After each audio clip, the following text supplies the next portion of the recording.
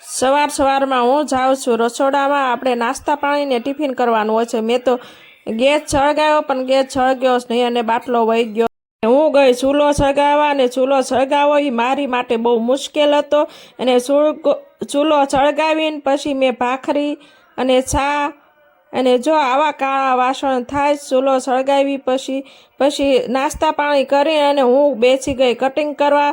અને આ વર્ષે તો ઠંડી બહુ પડવાની છે એટલે હું તો અત્યારથી જ મને ઠંડી વાય અને હું તો તડકે જ કામ બધું કરું છું. અને ફટાફટ મેં કટિંગ કરી નાખ્યું.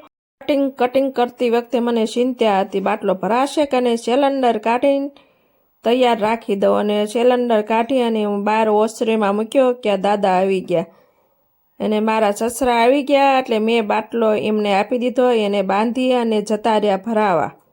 અને દાદા ગેસનો બાટલો ભરાઈને આવી ગયા અને બંને હાટું પતંગ લાવ્યા. અને બંને બે જોટાજોટી કરે પતંગના.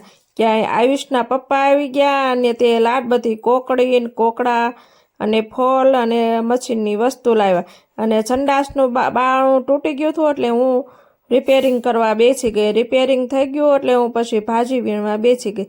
ભાજી વીણતા તો કાંઈ વાર લાગી નહીં.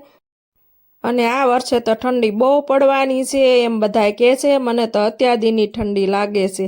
ક્યાં આયુષને ઋતિ જો ફુગાની હરીફાઈ રાખે છે. એને ક્યાં આયુષ હારી ગયો અને ઋતિ જીતી ગઈ.